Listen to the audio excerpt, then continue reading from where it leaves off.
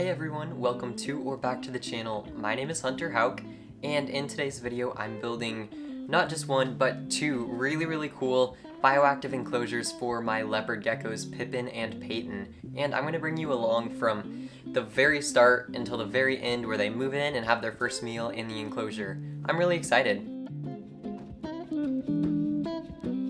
It's been a minute since I made a video, and by a minute I mean a couple of months. I took a little bit of a break from YouTube after Tinley Park and ARBC in March to think about what type of reptile content I really want to make, and I was able to really focus and think of new ideas for great videos and great series that will be coming up soon. So I'm excited to be back, and this is the first of a lot of new videos coming soon. The actual enclosures that are going to be housing all of this bioactive awesomeness is Dubia.com's Reptile Habitats brand 36 by 18 by 18 enclosures. They do keep upgrading them. This video has been in the works for a while. I purchased these in January, so they have acrylic doors, but if you were to buy them today, they come with glass doors. Before I have comments asking, this video was filmed over the course of 7 months, and that's why I had a different hair color at the beginning of the video than I did at the end. It was time to get started building these enclosures. So these enclosures don't come with paper instructions like you would imagine when you're paying hundreds of dollars for an enclosure. There's a QR code sticker on the box that you scan with your phone, and it pops up PDF instructions. When I put these together, they were a lot simpler and more basic. They were just kind of like IKEA instructions with no words, but there have been some upgrades made now, so they're a lot easier to follow. This is not going to be a tutorial and review video for these enclosures, but let me know if you want one of those. I'd be happy to make a standalone video for that purpose. Now that the enclosures themselves are put together, it was time for the background, and I took forever to decide what type of background I wanted. I was debating between a DIY background that I could make myself so it could be like custom and personal for the needs of each leopard gecko, but then I decided on universal rocks because they're climbable, they're super durable, and they're just really nice, so that's what I went with. That's what I use in my white tree frog enclosure, and that's been going strong for 2 years now? I can't remember, but it looks just like it did brand new. They're awesome. I decided for my two different enclosures I would do two different colors for the background. Peyton's has what is called Rocky for the color, and then Pippin's color was Dragonstone, which actually is advertised for fish enclosures. It's advertised for aquariums, but I decided I really liked the color, so I bought it anyway. Once I ordered them, the package that had them both took about a month to be delivered, which I guess is kind of standard since they are custom made for your enclosure size. To install these backgrounds, you'll need a couple of simple household supplies. You'll need 100% silicone, you'll need a silicone application gun, and you'll need something heavy to put on the background while it dries to keep it stuck down. I flipped the enclosures over onto their back and then put in the backgrounds like I wanted them to be when they were all ready to go, and then I folded them in half, applied a pretty liberal amount of silicone, and put it back down, and then repeated on the other half, and then put heavy bags of soil and waited for 24 hours for them to totally dry before moving on to the next step. These enclosures aren't waterproof by default, but that's an important thing for bioactive enclosures. You don't want water leaking out of them when you water your plants or something. That would be just a disaster. There are a couple of different ways I could have gone about making them waterproof.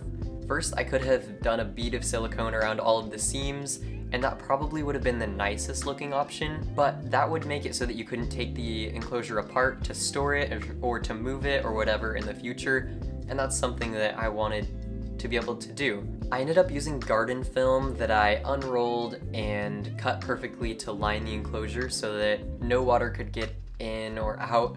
Well, mainly out. That's a product that works a lot like weed fabric in gardens, except it's not water permeable like weed fabric is. Cutting the film to fit was actually a major pain. It was like cutting a trash bag material, so it wouldn't cut straight, and it was so annoying. I did it once on camera, but I ended up hating the results, so I tore it all out, threw it away, and redid it to make it look a little nicer. Then I just used a few pieces of tape to hold the film in place until I could pour in the soil, just because I didn't want it falling and pouring soil on the wrong side of the film. Now it's time for my favorite part, which is soil.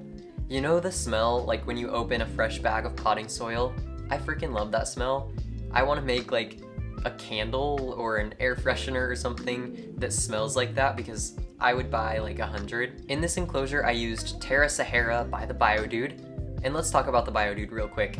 This video is not sponsored, but I am a Biodude partner. The Biodude sends me stuff once in a while, and some of the products in this video I received for free or at a discount so that I could share them with you. I think this is a great win-win partnership for everyone involved, because the Biodude supports my work and y'all can save money because of it. You can use code HUNTER10 for 10% off of almost anything on the Biodude's website, and that supports my channel. I've been using Terra Sahara and enclosures for close to 2 years now, I think, and I really like it.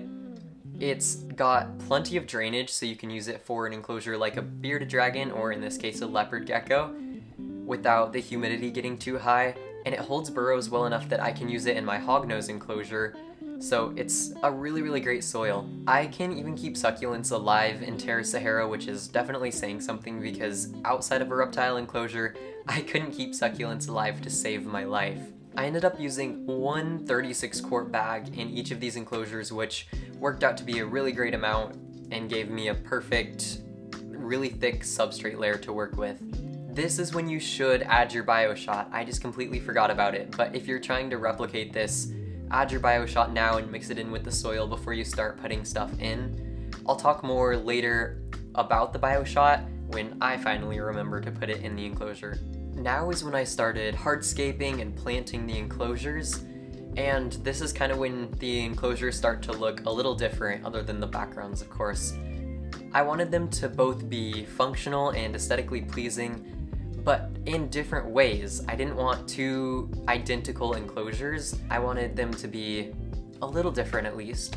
The rocks that I'm using here are some of my favorite, and you'll see them all throughout my reptile room. They're large slate rocks from Oklahoma, Texas, and Mexico that you can buy on the Biodude's website. They are so nice because obviously they're natural, so they're all a little different, which adds to the naturey feel, but they're perfect because they're thick enough that they hold heat throughout the day and then they radiate it off at night, which is really great for something like a leopard gecko that's going to do some basking in the day, but also likes to bask a little bit at night when it's dark out. The plants in this video are just random ones that I bought in January from the Biodude's website.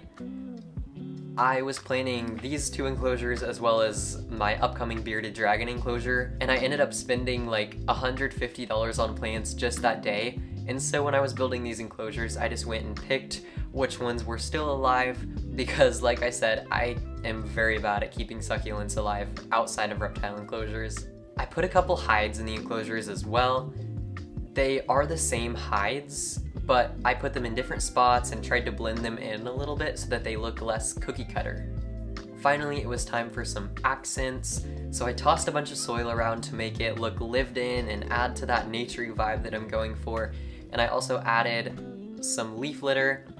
You can get leaf litter at any like online or in-person reptile store, but I just used I think 3 different types of leaf litter that I had laying around from the Biodude and Pangea Reptile. Leaf litter is important because not only does it look cool, but it gives your isopods 1, places to hide, and 2, a source of food. And it also helps fertilize your soil as it breaks down, so leaf litter is great stuff. I also created a humid hide by stuffing some sphagnum moss into one of the caves in each enclosure. This is good for leopard geckos when they're shedding because they'll appreciate that extra humidity in there, and so far I think the isopods really enjoy it too. Finally, I remembered the BioShot. You, if you're doing this, should add it when you're mixing in the soil into the enclosure. I just totally forgot about it until I saw it sitting in a box of reptile supplies in the corner of the room where I was doing this build a couple days later.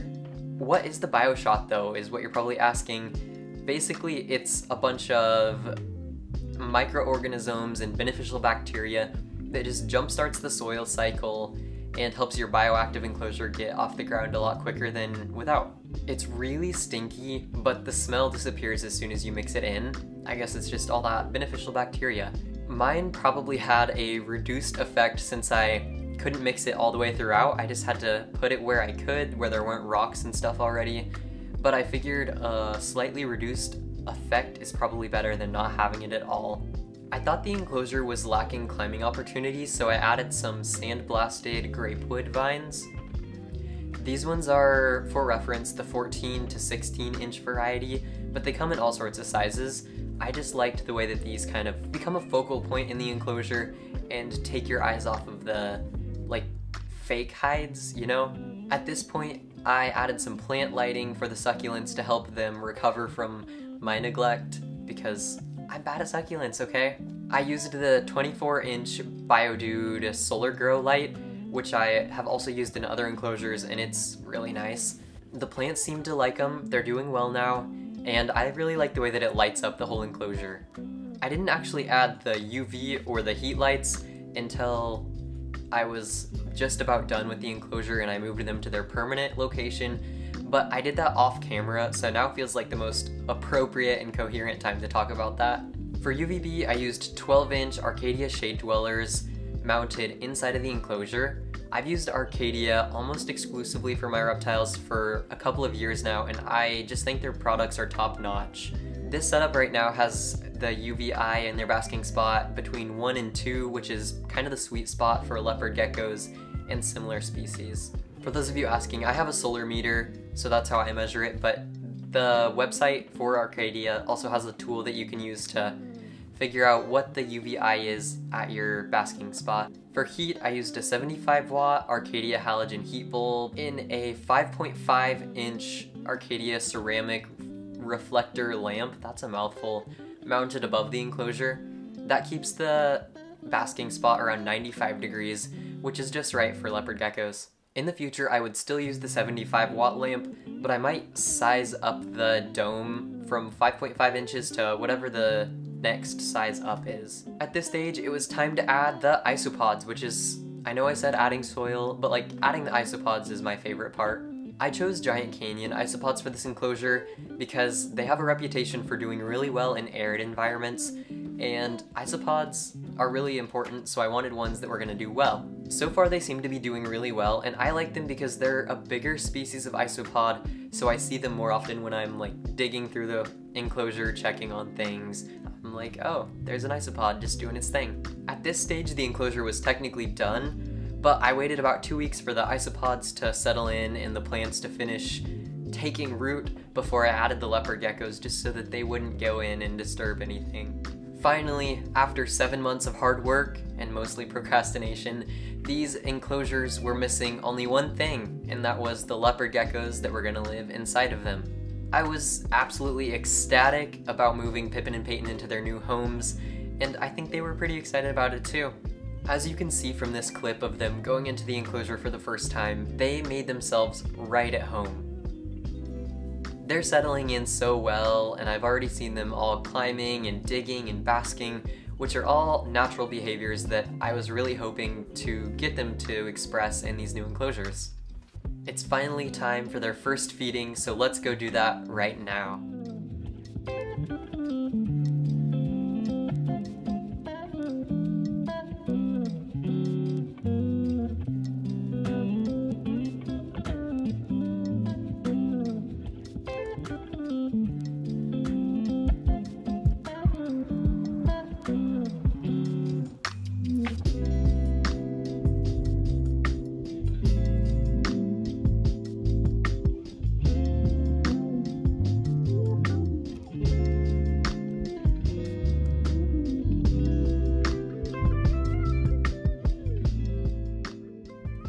Thank you so much for watching this whole video. This was a long time in the making, and I couldn't think of a better way to return to YouTube. If you enjoyed this video, please give it a thumbs up and leave a comment telling me about what your favorite part of the enclosure was, or you can comment whatever you want. That helps more people see this video, and I really appreciate it. Be sure to subscribe and turn on post notifications if you haven't already, because my next video is very exciting. I'll be back at the 3rd annual Snake Discovery Reptile Enclosure Build-Off. Once again, my name is Hunter Hauk, and thank you so much for watching. I'll see you all very soon.